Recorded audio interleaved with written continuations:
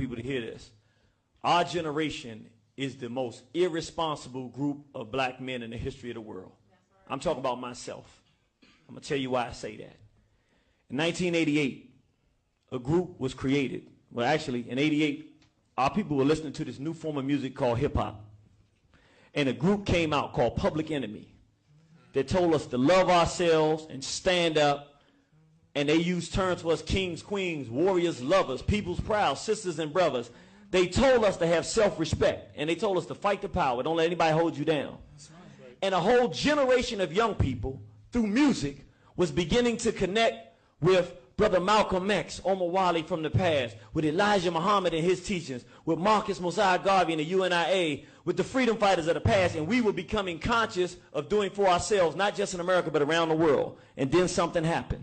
The small hats, the white so-called Jews, his name was Jerry Heller. He came in and he paid a group called NWA.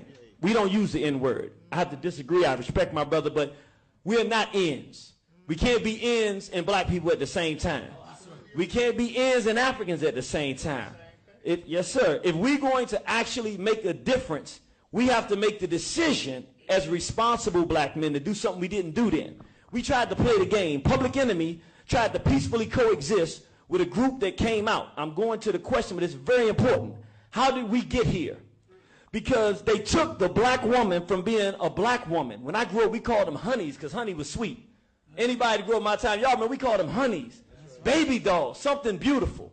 And we let a group come out and start defiling black women, making songs about raping black women, so that all of the black women, if you're under 20 years old, you have not lived at a time period where the most prominent word for you is not the B word. You hear it every day. In every song you hear. When I grew up, I never heard a song that called you that. We did not do that. But we allowed a so-called Jew, a small hat named Jerry Heller, to pay our people to make that music. And from that time till now, everything we have heard is that we should kill each other, we should shoot each other, we should rape our women, and that they're bees and hoes. When you inoculate for 25 years black women with the idea that they're bees and hoes, when you inoculate black males with the idea that they're N-words, they have no value, they get locked up and commit the crimes you tell them to commit, they get raped and molested in prison, they come out destroyed as males, and then start defiling one another, and nobody has the courage or the maturity to stand up and say, we were wrong. We should not have negotiated with NWA. We should not have negotiated with black degeneracy.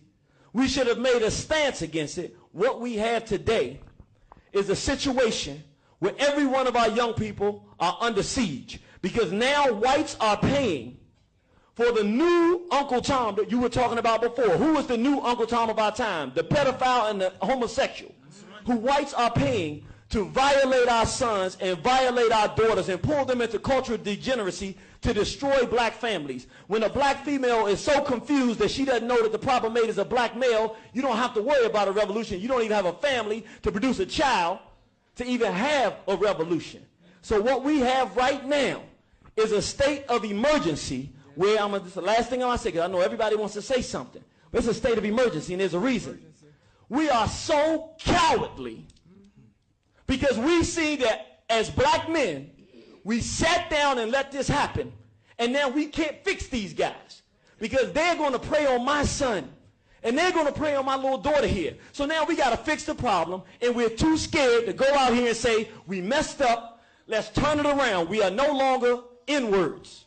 We're not using that term. We're not even going to allow it. We are no longer our women what we call bees and whores in the music. We're going to shut you down if you do that. We're going to step directly to you as men, and we will physically prevent you from continuing this. That's what this is going to require. And then ultimately we're going to have to say, no more homosexuality. The only acceptable relationship in the black community is a black man with a black woman with a black man. If you don't like it, let's fight. That's what we got to get.